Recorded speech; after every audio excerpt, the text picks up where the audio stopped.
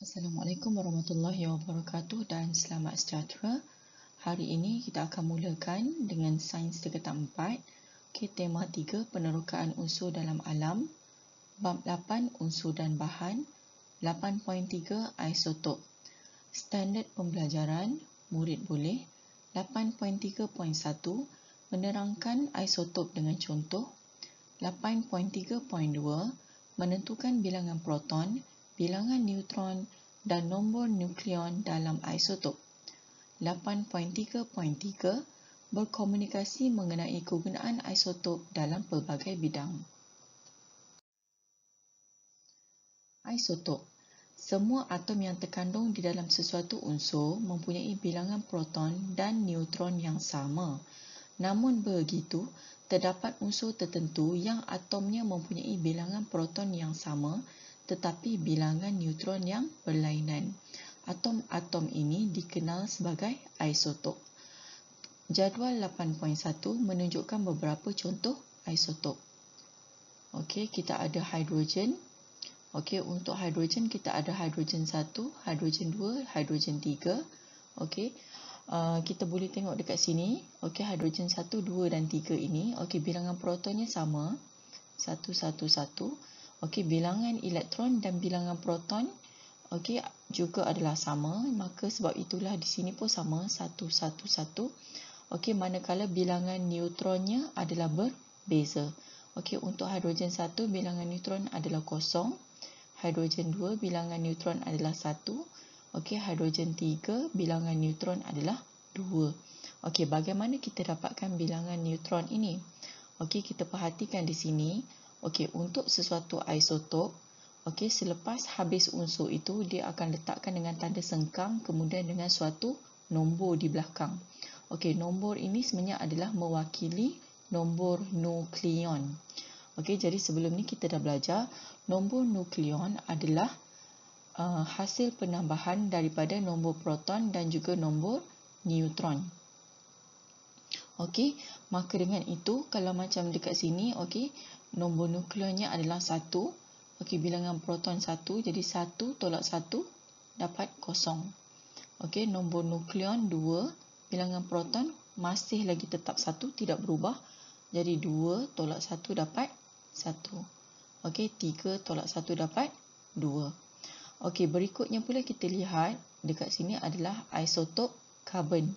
Okey, karbon ada karbon 12 dan karbon 13. Okey, jadi tak ada masalah lah untuk kita cari bilangan neutron. Okey, bilangan proton sama 6, bilangan elektron pun sama. Okey, jadi 12 tolak 6 dapat 6. Okey, 13 tolak 6 dapat 7. Okey, berikutnya okey, ada lagi satu karbon 14. Okey, karbon 14 pun bilangan protonnya adalah 6, bilangan elektron 6.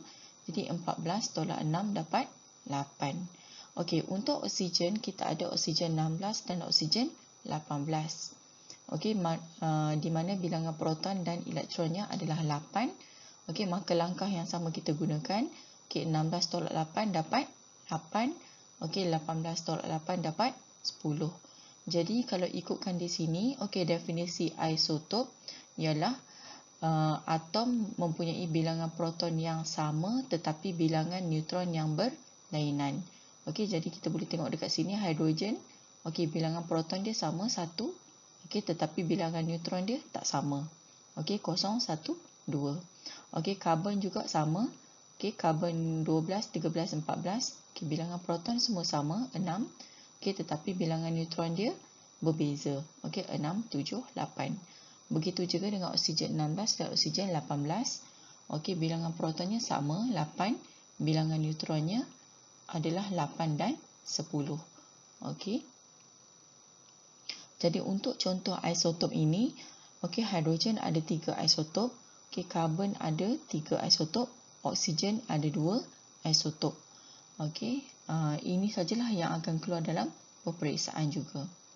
Okey, isotop biasanya ditulis nombor nukleonnya sahaja.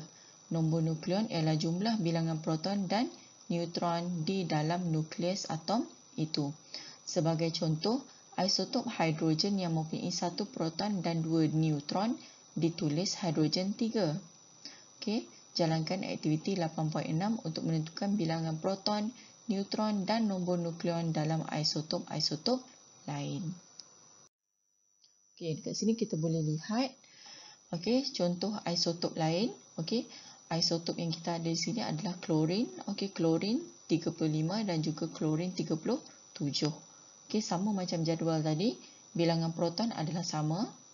Jadi bilangan elektron juga adalah sama dengan proton. Bilangan neutronnya berbeza, tak samalah. Dekat sini kita buat langkah yang sama. 35 tolak 17 dapat 18. 37 tolak 17 dapat 20. Yang ni cikgu saja tunjukkanlah nombor nukleon dia adalah P tambah N. Yang mana kita ambil terus daripada hujung nama isotop itu tadi. Kemudian kita ada juga natrium. Natrium ada natrium 23 dan juga natrium 24. Maka kita tolak saja. Kita dapat bilangan neutron dia 12 dan 13. Bromin ada bromin 79 dan juga bromin 81. Jadi 79 tolak 35 dapat 44. 81 tolak 35 kita dapat 46. Jadi tolong ingat definisi bagi isotop. Unsur yang atomnya mempunyai bilangan proton yang sama tetapi bilangan neutron yang berlainan. Kita masuk kepada kegunaan isotop dalam pelbagai bidang. Perkembangan teknologi menyebabkan penggunaan isotop semakin meluas. Tanpa kita sedari, isotop dalam bentuk radioisotop sebenarnya banyak digunakan di sekeliling kita. Radioisotop ialah isotop tidak stabil yang memancarkan sinaran radioaktif. Walaupun radioisotop mengeluarkan sinaran berbahaya, namun radioisotop mempunyai kegunaan yang penting jika dikendalikan dengan betul. Radioisotop digunakan dalam bidang perubatan, pertanian, perindustrian, penjanaan tenaga dan penyelidikan. Imbas kembali kegunaan sinaran radioaktif yang telah anda pelajari semasa di tingkatan 3 seperti di bawah. Kita boleh nampak dekat sini gambar foto 8.3 mesin radioterapi. Dalam bidang perubatan. Sinar gamma daripada kobalt 60 digunakan untuk membunuh sel kanser.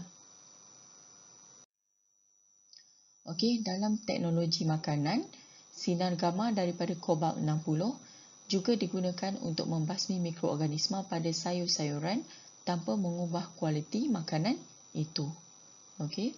Dalam bidang pertanian, fosforus 32 disuntik ke dalam akar tumbuhan untuk mengkaji kadar penyerapan baja fosforus dalam tumbuhan. Di sini kita boleh lihat lagi beberapa contoh isotop yang lain. Dalam bidang perubatan, kita ada natrium 24 yang digunakan untuk mengesan kedudukan salur darah yang tersumbat akibat pembekuan darah. Kobalt 60 digunakan untuk membunuh sel kanser. Iodin 131 digunakan untuk mengukur kadar penyerapan iodin dalam kelenjar thyroid. Ini adalah untuk merawat penyakit thyroid lah. Dalam bidang pertanian, kita ada fosforus 32 untuk mengkaji kadar penyerapan baja fosforus dalam tumbuhan dan juga karbon 14 untuk mengkaji proses fotosintesis. Dalam bidang arkeologi dan geologi, karbon 14 digunakan untuk menganggar umur bahan fosil atau artifak.